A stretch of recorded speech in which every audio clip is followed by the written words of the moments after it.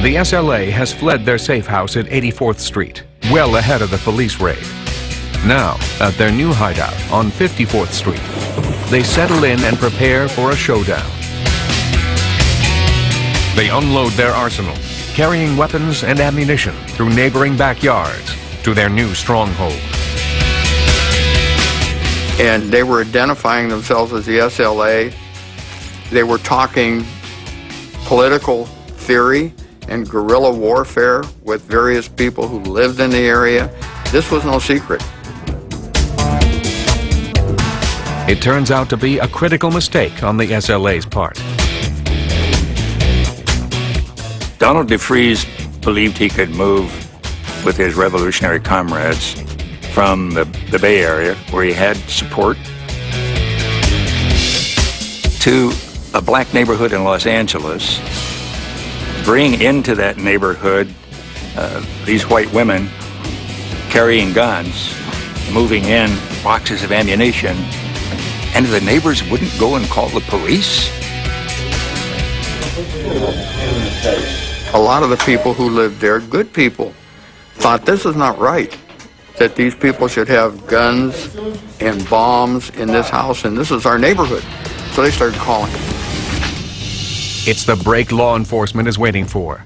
The LAPD moves right in. The police surround and secure an area 3 blocks square, encompassing 4 different addresses where tips indicate the SLA hideout might be. Patty Hearst remains a focus of the hunt, but she and the Harrises have made a clean getaway. They never even moved into the safe house and are now headed out of town. Inside the house, the remaining SLA soldiers can sense the police presence.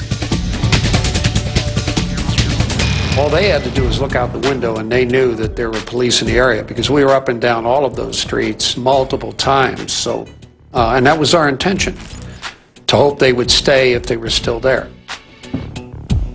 I don't believe that they really intended to die there. I don't think that was their intention at all.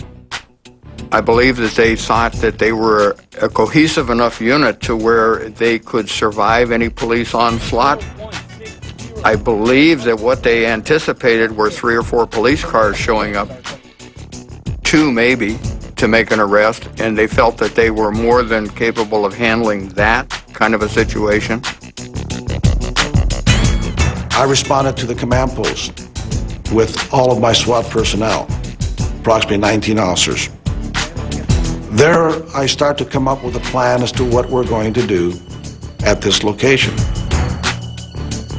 One of the little boys who was in the house ran to his grandma, told her what was going on in that house.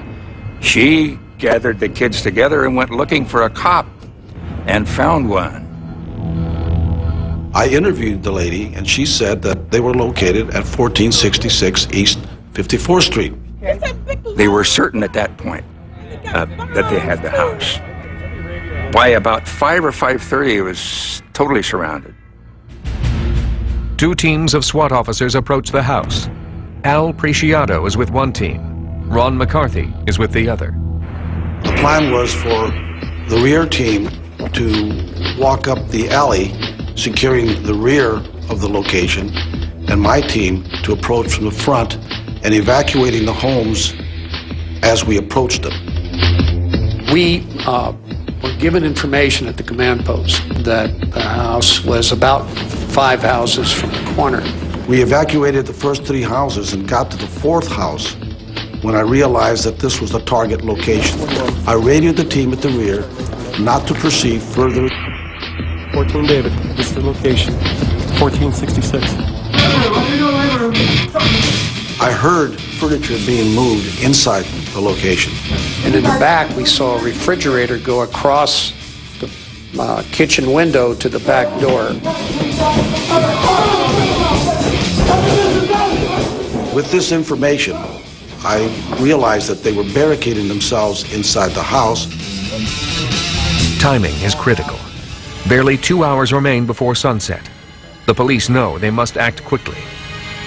Anytime you're dealing with a barricaded suspect in the evening hours, you always have that possibility that he might escape or she might escape, because it's very hard to have a real tight perimeter in the evening hours. There was a discussion as to whether we should do a dynamic entry or a surrounding call-out.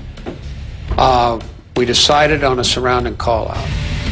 Occupants of 1466 East 54th Street. This is the Los Angeles Police Department speaking. Come out with your hands up.